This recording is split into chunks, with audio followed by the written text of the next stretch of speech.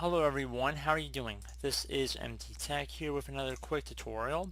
In today's tutorial I'm going to show you guys how to customize the status bar in Microsoft Excel. This should hopefully be a pretty straightforward tutorial, and without further ado, let's jump right into it. So you're going to first locate the status bar along the bottom of your Excel window to see whatever you're looking for. So versus ready or whatnot, you want to right click in a blank area over here. And now you can check mark inside whatever areas you want to be displayed.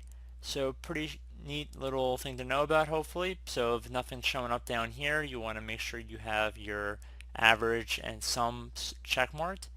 So you can see average and count is selected. You do maximum, minimum. So let's say I did minimum in here and I clicked out. If I highlight over all of this, you can see now it'll show our minimum down here. So definitely a nice little feature to know about, and I do hope this brief tutorial was able to help you guys out. And as always, thank you for watching, and I do look forward to catching you all in the next tutorial. Goodbye.